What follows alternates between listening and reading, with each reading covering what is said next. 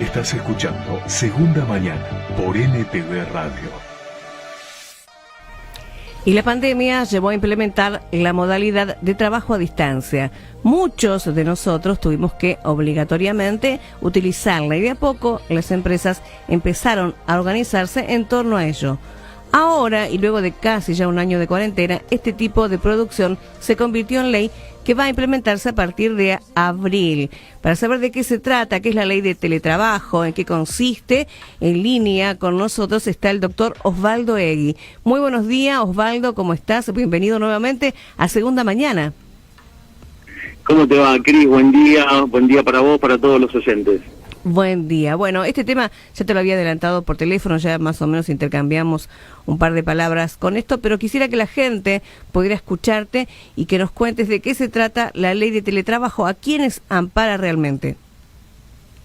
A ver, la ley de teletrabajo principalmente, digamos, ya la teníamos en un momento dado, pero hoy con el contexto pandémico que estamos viviendo, tomó obviamente mucha más relevancia, y no solamente en el trabajo, sino también a nivel académico. Los chicos que tuvieron que cambiar la modalidad de presencial a virtual. Pero básicamente cuando hablamos de ley de teletrabajo, es la adaptación de un trabajador para acudir a las herramientas tecnológicas que pueden llegar a tener para hacer un trabajo que parcial o totalmente pueda hacerlo a distancia. Es decir, no es vital, de suma importancia, acudir a un trabajo, y esto toma de relevancia la importancia de estar 8 o 12 horas en el trabajo.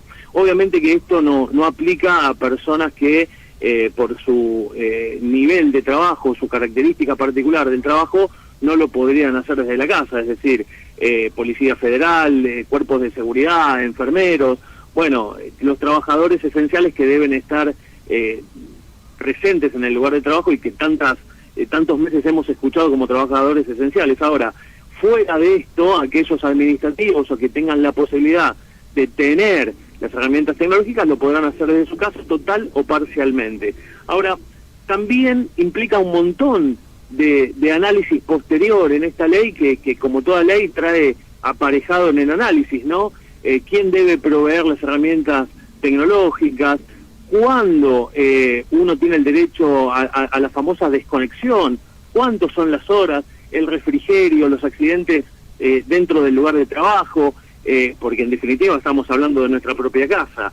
¿Cuándo levantarse de una computadora? Los medios de control que tiene el empleador sobre el empleado también son de vital importancia, marcar los límites y poner en discusión y sobre la mesa hasta dónde puede inmiscuirse el empleador dentro de la casa, más allá del horario de trabajo que tiene que estar cumplimentando el empleado, ¿no? Todo esto está amparado ahora en esta ley. Exactamente. Y, por ejemplo, hay algo muy importante que es en el artículo 6 de la ley 27.555, que precisamente es la ley de contrato de trabajo, que habla sobre las personas que tienen a cargo personas menores de edad o discapacitados o personas mayores que necesitan un cuidado específico. Uh-huh. Esto implica la flexibilización dentro del ámbito de teletrabajo en horarios disponibles o adecuados. Esto significa que, la persona que asuma o que pueda hacerlo desde la casa, su propio trabajo, el empleador tiene que tener esa flexibilidad y tiene que darle ese marco para que el empleado que tiene a cargo, como dije, personas menores de edad, discapacitados o mayores y que necesitan cuidado, tiene que tener horarios adaptativos y flexibles. Si esto no se llegara a dar, el empleador deberá tener los ciertos requerimientos de reprochabilidad y reclamos respecto del empleado, ¿no? Es decir, incurriría en falta de discriminación y de moving laboral respecto a este no cumplimiento de la ley, que lo marca en el artículo 6, como digo, de la ley 27.555. Es de vital importancia esto porque dentro de la misma ley hay un abanico de posibilidades y que discrimina, en el mejor de los sentidos, estas modalidades y estas necesidades del trabajador para llevar adelante desde la casa su trabajo.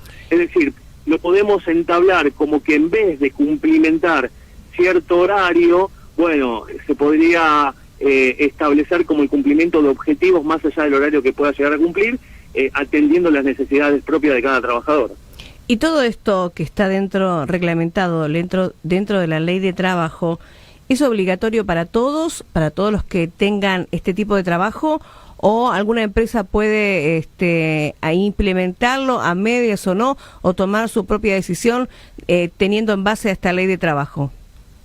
Con todo esto que decías, ¿no? La ley lo que asegura son los requisitos mínimos del cumplimiento del teletrabajo, es decir, establecer la posibilidad de hacerlo desde la casa, parcial o totalmente. En mi caso particular lo hago de manera parcial, por una cuestión obviamente de contexto de sanidad, pero más allá de eso, la ley contempla pactar esta modalidad al momento del contrato, o si al momento de generar el contrato inicial, o en este contexto poder optar, más allá de los años que uno tenga en el trabajo, de poder ahí elegir hacerlo desde la casa. Ahora bien, esto es otra discusión que se está dando, porque la pregunta que uno se hace es, si un trabajador hoy, con 5 o 10 años de empresa, opta por hacer su trabajo porque se lo permite su función, hacerlo totalmente desde la casa o parcialmente, ¿qué pasaría si en un año ese mismo trabajador que pactó hacerlo desde la casa opta por volver a la presencialidad?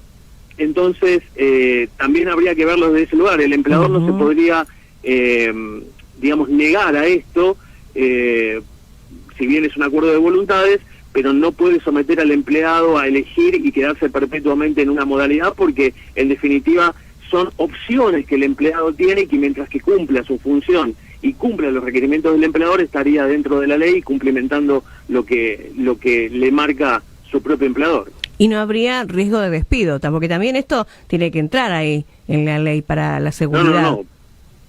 Por supuesto que no, la ley no contempla esto. En definitiva, el trabajador que sufra algún acoso o algún abuso por parte del empleador respecto a lo que no dice la ley, por eso digo, tendrá la reprochabilidad del empleador y los reclamos correspondientes.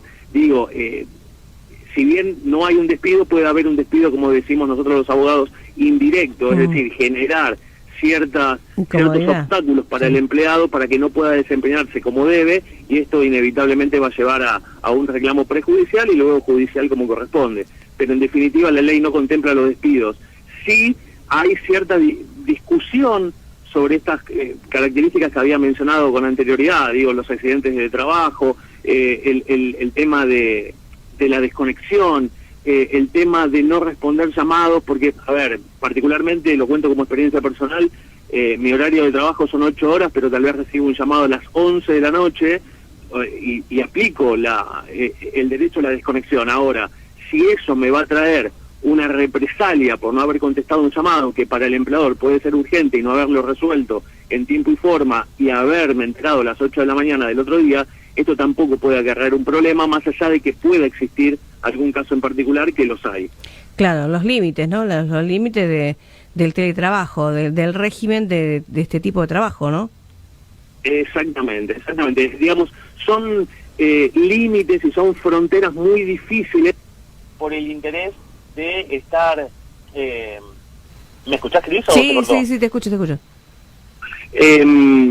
Uno, por los límites y los intereses que la parte empresarial tiene, es decir, hoy mucha gente, como lo digo yo, se escucha de manera virtual, trabajo mucho más que lo que trabajaba antes, ¿no? Antes yo me iba a la oficina y me desconectaba de todo. Hoy, sabiendo que tengo un acceso a una herramienta tecnológica, el empleador tal vez haga un cierto abuso sobre esto, diciendo, bueno, como está todo el día conectada o conectado, bueno, puedo mandarle un mensaje a las 11 de la noche, pero eso, sobrepasa una frontera que no debería. Ahí está. Muy bien. ¿Y con respecto a la remuneración, cambia en algo? Nada, no cambia nada. No hay diferencia sobre un trabajador de manera presencial o virtual. Nuestra Constitución dice a igual tarea, igual remuneración, y eso se respeta sobre la ley, sino que la modificación a la ley de contrato de trabajo sobre la ley 27.555, que es la ley de teletrabajo, implica esta modalidad alterna, que es funcionar laboralmente desde la casa. Y bueno, veremos con el paso del tiempo cómo se van a dirimir estas cuestiones y estos conflictos que he mencionado como discusión lógica jurídica que se va a ir dando sin ningún lugar a dudas, ¿no? Claro. Y aparte los abusos o los intereses que implica cada una de las partes en ciertas cuestiones. No pasa siempre, pero en definitiva no podemos ser ajenos a que esto pasa o ciegos a negar que esto esté pasando, ¿no? Claro, sobre todo en medio de una pandemia que todavía no está resuelta. Exactamente. Y aparte creo particularmente que esto no llegó de manera temporal, sino que como se viene diciendo, nos dimos cuenta todos que la presencialidad no es tan vital, sino que los objetivos. Hoy no es importante un trabajador como trabajador, sino que es importante dentro de una organización, como he escuchado hace poco, y es un buen concepto tomarlo de esa manera, ¿no? Darle valor al trabajador por la función y no por la presencialidad solamente por ser un trabajador. Totalmente. Es decir, es un concepto mucho más amplio y que esto deriva en estas cuestiones de alternancia digital hoy por hoy. Y me voy a ir un poquito más allá y voy a pensar en todas esas personas que están por ahí discapacitadas, que les gustaría trabajar y esta modalidad les serviría también para poder incorporarlos. Exactamente, es un gran paso y a su vez cumplimentar con la capacitación, capacitación que es fundamental.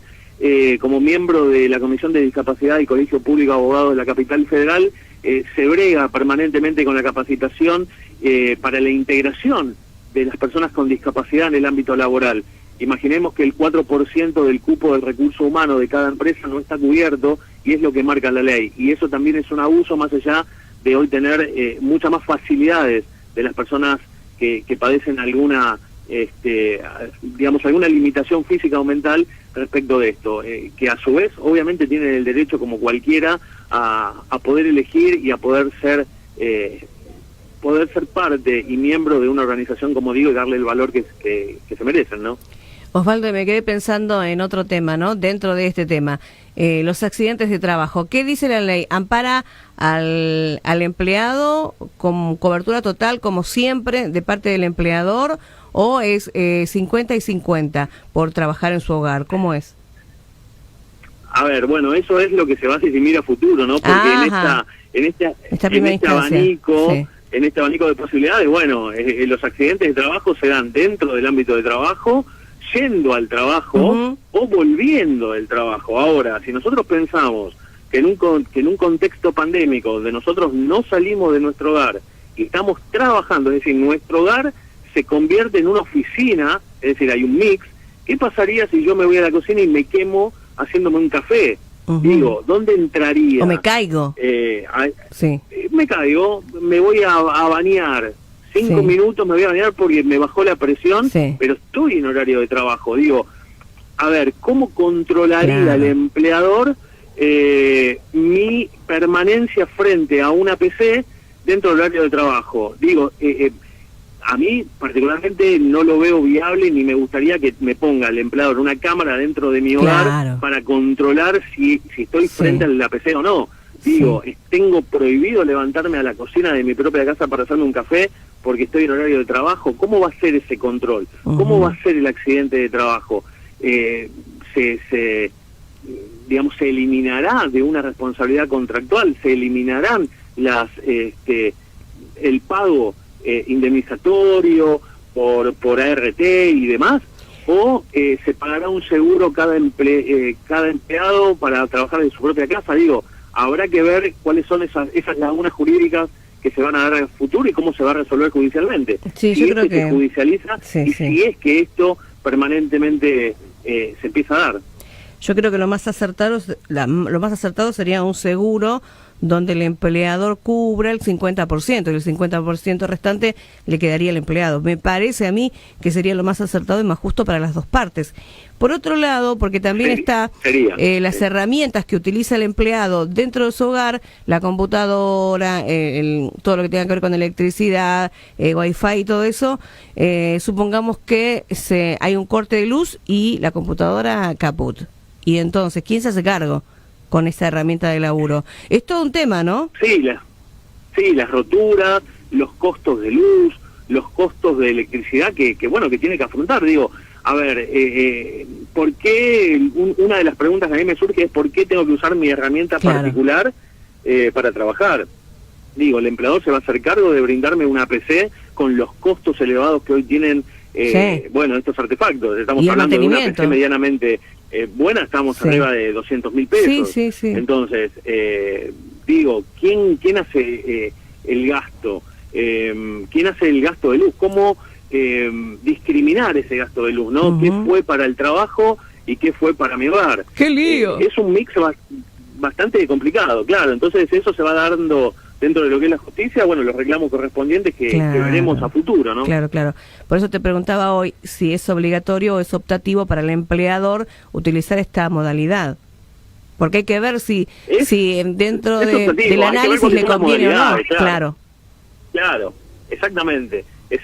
A ver qué tipo de acuerdo vamos a llegar respecto a esa modalidad. Si yo mañana me presento a mi empleador y digo, bueno, yo voy a generar mi trabajo 100% desde mi casa. Bueno, también tiene que estar pactado eso, cómo se van a hacer cargo las partes de los gastos correspondientes. Claro. Ahora, si el empleador me dice, no, vos te haces cargo de la computadora, de la luz, te haces cargo del seguro, no te voy a pagar accidente laboral y demás, bueno, estaríamos también dentro de una modalidad de contrato leonino, porque, digo, mi fuerza laboral o mi fuerza de capacitación intelectual está puesta en favor de un tercero a cambio de una remuneración digna. Entonces, también tiene que haber esos conceptos tomados para sí, porque si no estaríamos, digamos, generando un abuso respecto al empleado, y el empleado tampoco se puede hacer cargo de todo respecto a esta modalidad solamente por haber optado, ¿no? Solamente por haber optado. Por eso decía que tiene que ser un 50 y 50, ¿no? Nos quedamos acá en la cuarentena, nos quedamos más o menos con esta ley, pero nos vamos para el otro lado, porque ya falta muy poco, si es que todavía no empezaron algunas clases, porque los chicos que se llevaron alguna materia están teniendo algún encuentro virtual con los profesores, pero las clases reales faltan días nada más para que comiencen, y yo te quería preguntar, si tal vez estés al tanto y puedas ayudarnos con este dato, que es cosas que pregunta la gente, saber qué pasará con el acuerdo o la resolución que se había tomado el año pasado con los padres que tienen hijos en edad escolar hasta la adolescencia, ¿no? Que están en el secundario también, y que tengan que tener las clases desde su hogar. ¿Qué pasa con ese padre si está, o el tutor, ¿no? Que está a cargo del hijo, la madre o el padre? ¿Están obligados a ir a laburar y dejarlos solos? ¿Cómo es? Porque antes era diferente, el niño estaba en la escuela y el padre o la madre se iba a trabajar. Ahora, como el niño se queda solo, es toda una complicación. Hasta el año pasado, la resolución decía que los padres, tanto para privado o para estatales, los padres con hijos en edad escolar tenían la posibilidad de optar por estar o trabajando en casa o tomarse licencia. Bueno, eso será, como decimos en la justicia, caso por caso. Habrá que analizar caso por caso. Hoy tenemos una ley, como la veníamos hablando, de teletrabajo, donde el padre puede interponer esta opción de quedarse junto a los hijos, pero no todas las familias, pensemos, que tienen la posibilidad económica de poder poner a alguien de asistencia para un hijo mientras que los padres estén trabajando. Entonces, también hay un choque de intereses y de necesidad, básicamente, respecto a esto. Las clases van a empezar, como se dice tanto en provincia como en Ciudad Autónoma de Buenos Aires. Después las provincias verán qué hacer cada provincia como autónomas que son, pero básicamente en esto que mencionás, habrá que ver caso por caso cómo se resuelve. Y volvemos a la génesis de lo que estábamos hablando recién, ¿no? Si tomamos como estandarte de ejemplo una familia que puede tener las herramientas correspondientes económicas para llevar adelante esto, no habría ningún tipo de problema. El problema radica en aquellas personas que sí tienen que salir a trabajar, que son esenciales, tienen a los hijos de otra forma que estudiar a distancia y que se tienen que quedar en su casa. Bueno, ¿cómo contemplar estos casos? Yo supongo que la adaptación se va a dar dentro del centro educativo, y esto se va a terminar resolviendo porque hay un entendimiento general social, básicamente educativo, en este aspecto de contemplar estas necesidades con el único fin de que el chico no pierda el ritmo educativo, ¿no? Y eso creo que es lo que habría que apuntar y eso es lo que hay que tener en claro para poder discutir arriba de la mesa y llevar adelante lo mejor, que es en definitiva el futuro del menor.